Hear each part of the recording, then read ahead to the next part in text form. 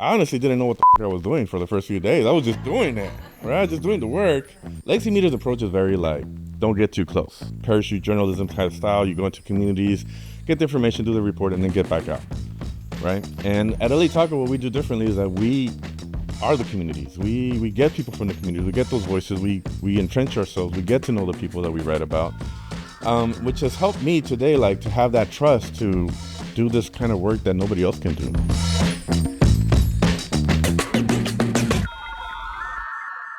Welcome to Reculture. My name is CJ Casciotta. This is a show in search of better messages. And we've spent the last couple of episodes talking about something pretty simple.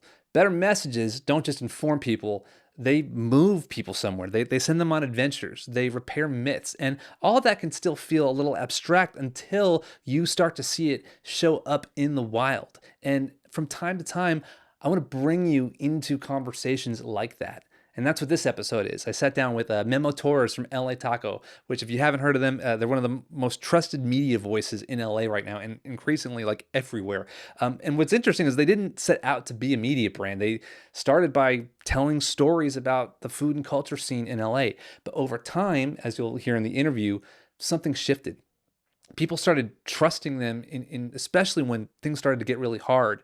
And during that moment, people didn't just read their work. They turned to them for answers, for clarity, for what to do next. And at some point, the stuff they were making stopped just being content and started becoming responsibility. And when that happens, people don't just listen, they rely on you. And that's the shift we've been talking about. And Memo is living inside of that. And so this interview was recorded at our Reculture Live event in Los Angeles at the beginning of this year with my good friend and collaborator, comedian, and activist Esteban. So here is our interview with Memo Torres of LA Taco. So before LA Taco covered ice, it covered food and culture. And before that, you were a landscaper. I'm going to skip the whole timeline and instead just ask you, was there a moment when you stopped feeling like an observer of the city that you live in and started feeling responsible for it in a new way? Is there a moment that kind of shifted? Yeah, I spent 6 years writing about food, if you don't know, writing about the taco scene and street carts. And during that time, and through LA Taco, we always wrote about local organizations, communities, and that built a lot of trust with community. So when everything started, like, the shit literally hit the fan, like, everybody was just messaging me, DMing me, being like, yo, ICE is over here, what should we do? Hey, who do we call? How do I respond? How do I protect my neighbors? Like, just floods of questions just started coming in. I'm like, okay. Told the team, I'm like, hey guys, got all these questions, I think we need to cover this. So we started doing resources. We just started feeling like responsible, Our whole thing at LA Taco was celebrating the taco lifestyle, celebrating LA, celebrating our communities. And at this point, we're being attacked. We're like, okay, we can't be celebrating this right now. We need to come through for our communities.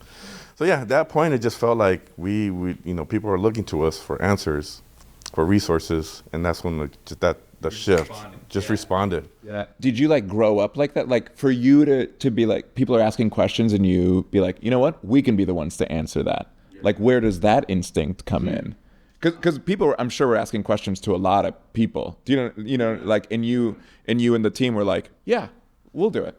Like, where does that's so amazing. Yeah, I've worked in nonprofits, fast food, restaurants, nurseries, construction, landscaping, organizing political, with politicians. I mean, I've done it all. Yeah. Even recording studios, I've worked on all kinds of stuff. So I have just enough experience of a lot of things to figure something out. So yeah, when this happens, I'm just like, I know how to do a video editing this or get resources. And I've been in contact. I have so many contacts all over the city. People I went to school with or worked with and are different places. So just it's easy to just pull, I need to figure something out. I know who to call. I need to, get a resource. I know who to contact. So yeah, just been fortunate. It almost felt like I was just meant for this moment. So what's interesting is it's kind of happening in a moment where the rules are changing around journalism itself. Yeah. How, from your perspective, how is it changing? I think we've seen a failure in legacy media, and this is a conversation I've had with a lot of other journalists who kind of talk to me, unofficially, off the record, I'd like to say. People from Channel 4, from Legacy Media, CNNs, MSNBC, they reached out to me and just kind of had these casual conversations and helped me understand what I'm doing, because I honestly didn't know what the fuck I was doing for the first few days. I was just doing it, right? Just doing the work. And they're like, what you're doing is very different from a legacy media. And the way I've they've helped me put it or figure it out, understand is that legacy media's approach is very like, don't get too close, right? Like parachute journalism type style. You go into communities, get the information, do the report, and then get back out, right? And at LA Taco, what we do differently is that we are the communities. We get people from the communities. We get those voices. We entrench ourselves. We get to know the people that we write about, which has helped me today, like to have that trust to do this kind of work that nobody else can do. And like they say, don't get too close to the subject. And we're the opposite. Like we do get close. We do understand who this is. We know the people, the families, their histories. And to us, that's very vital, and I think legacy media now has lost that touch with communities. I've literally been out there at events, at raids, and I've seen Telemundo, I've seen KTLA5, ABC, even especially Fox. They'll show up to try to get information and get interviews, and community will be like, get the fuck out, we don't want you here, we don't want you here. I show up, they're like, oh my God, it's Memo. So what are some things, so that we talked about stuff that like we could kind of do away with when it comes to traditional media. Is there anything that's worth keeping, especially when it comes to like the ethics and stuff? Because I think where I sit, I always wonder, I'm like, okay, this is great. We've removed all these barriers to entry and we can get really close now. But then you have these figures who may not be in good faith, who are now these sort of influencer news people. They might be comedians. They might be, different. Like journalism's not their main gig, but because they have an audience and the barrier to entry has been removed, people are coming to them for a sense of journalism. So where is that? That's a huge question. But do you have any thoughts on like where that line is? So yeah, this whole what we're seeing right now is like with video and TikTok culture, and it's something we've been working at LA Taco. We have something called the LA Taco Media Lab, and we're trying to bridge this the opposites of like influencer videos and their effectiveness and journalism ethics, right? Yeah. There's influencers out there that do great work, but sometimes they just jump the gun. They don't really verify information. I heard from a credible source, which is bullshit. And they spread information. Sometimes it's fear mongering or it's not accurate. And it's not, like to talk smack about them. I know they're trying to do their best. But then journalism is very more like we have to be careful to make sure things are super verified. We're accurate. In traditional journalism medium, it's like the first to like get the scoop, break the story, be the first one on there, because that's where the first one usually gets all the attraction. For us, it's more like we've learned that our audience is looking to us for credibility, for like the actual truth, verify, things that are verified. So it's like, hold on to the story, don't have to be first, make sure that what we're reporting is solid. And sometimes we debunk some other media stories or correct them a little bit. And I've been on the scene where like I've corrected anchors live, been like, bro, that's not right. Like there was a shooting in Ontario where they shot a 21-year-old U.S. citizen who was trying to warn ICE agents that there's kids coming if they could move, and the guy freaked out and like shot him. He still had this bullet in the shoulder when he was detained. But the guy on the scene, ABC was like, yeah, nobody was shot, nobody was hurt. I'm like, bro, he's literally at the hospital. What are you talking about? But back to the point, we're working with USC. Our chief editor, Javier Cabral, has a class where he's trying to bridge and educate new journalism on how to take effective influencer techniques with charisma, great video editing skills, and put some journalistic ethics behind that.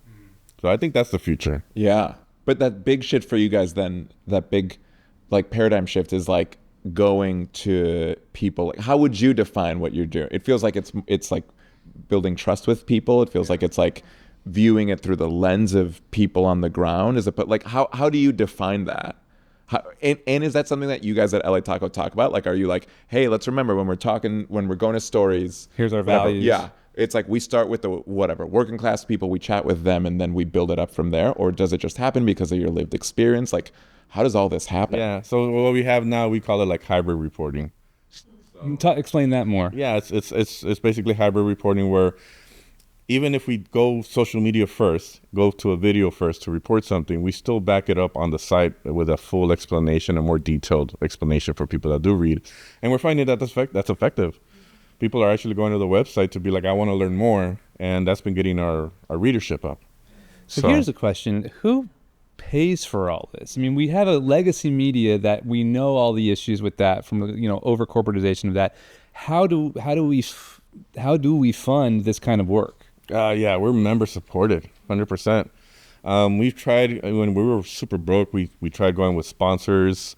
At one point, we had Goya Foods as a sponsor, and that was, I think, Trump's first presidency. And the CEO of Goya, if you remember, went to the White House Hispanic meal, whatever the meeting is, business meeting, and was like super supportive of Goya. And they had a huge backlash. And we had this, and I remember the whole time we were dealing with Goya, they're like, "Can you not put like our, whatever things that we're doing for them, video work, like next to like your articles about police corruption or, like stuff like that?" So they wanted to try to influence our journalism. We're like, "No, dude, like that's not the deal. We're going to report on whatever we want and however we want." And so that was problematic. We ended up like sending them a letter saying thanks, but no thanks, and sending them their money back. Wow. Yeah. And we, that's the ethics that we hold on to, like we have to, journalism, the stories we tell cannot be compromised at all. And so for that, the best form of support is members, people. The only people we're accountable to are the people that we're writing for. Do you think there's going to need to be an education shift of like, hey, if you want the truth, you're going to have to support the truth? And are we going to see like a Patreon type model? Like, yeah, I don't know about the Patreon model, but as a membership model, subscriber model, that's definitely been effective. And it's amazing to see. Like it's almost like we went from having like 1,500 members to almost closing last year. We announced it like we were like, oh, we're going to shut down because we just ran out of money and we're super in debt. And within a day, like LA just like, no, you guys can't go away. And then we got like 2,000 members. We got all of these donations and funds, and we were just like literally the next day we were back online. And I think what's amazing is like when we post articles on social media, it's like we have an army of dedicated, loyal supporters. But the most beautiful part about it is that people will send us messages and be like, when we write articles about things, they'll like, hey, this is why I'm paying, this is why I'm supporting. And they feel like they're a part of the work we're doing, which is making a change. Do you think that's a little bit of if we talk about the future of storytelling and journalism, like it is more people supported, member supported? Like if someone's like, oh, I'm really interested in what journalism looks like. I'm a young person who's thinking about this. It's like, great, the newsrooms that are supported by whatever monthly paying members are the ones that you believe will thrive into the future and or be like hold power accountable in a way or whatever. Yeah. Well, it has to be. It has to be. I mean, it used to be newsrooms were sustained by ad revenue. Google took all that. Google takes all the ad revenue. We get like chump change, literally. They'll take like $95 and we might get like 3 cents.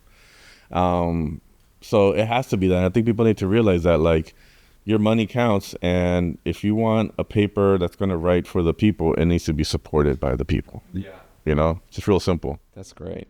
Are there questions? We've got some questions. Yeah. Like, how do you go about finding these stories, or do they usually come to you?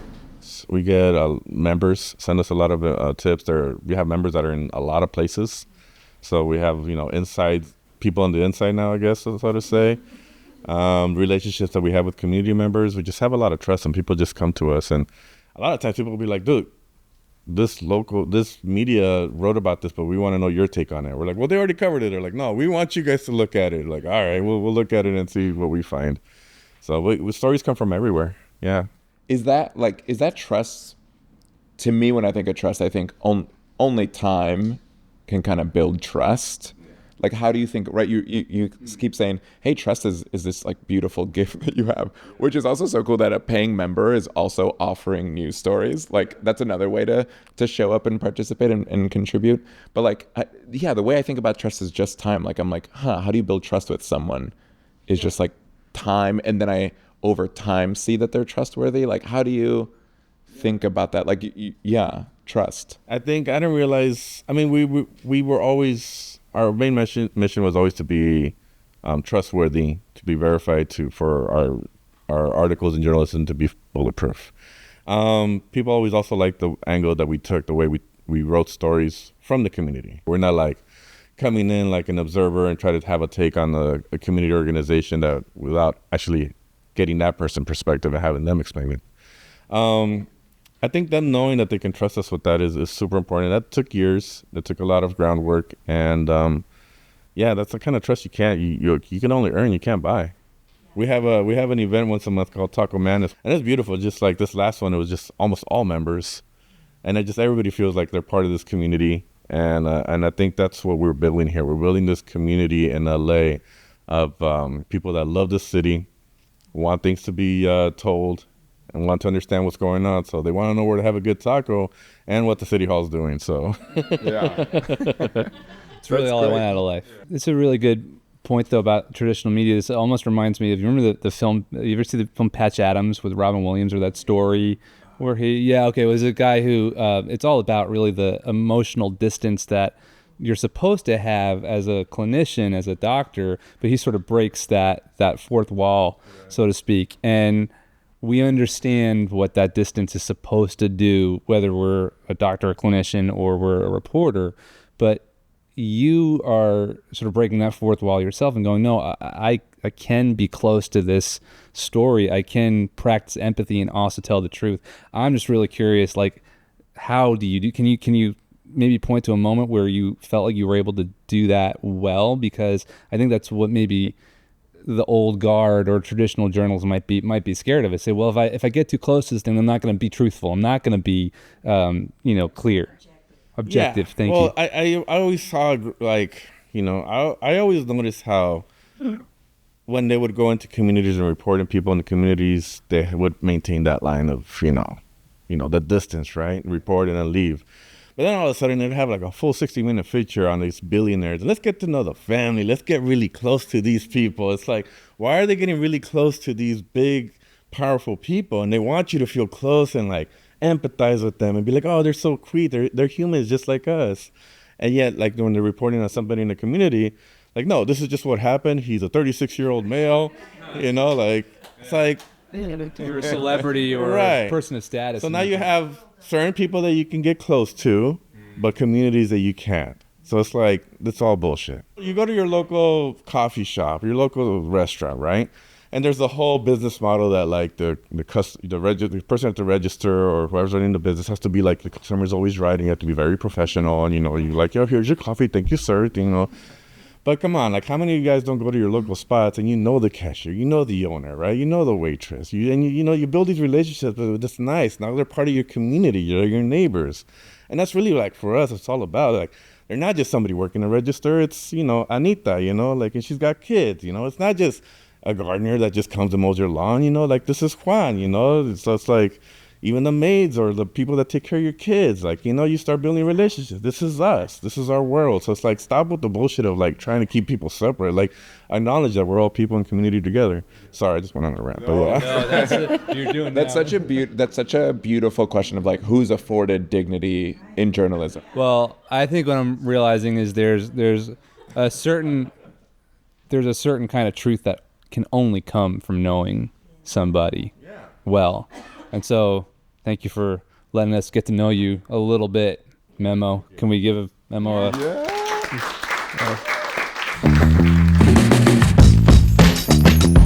Hey, thank you for listening to Reculture. To learn more about our message studio and the work we do, go to reculture.tv. You can also follow me, CJ, on Instagram @the CJ account.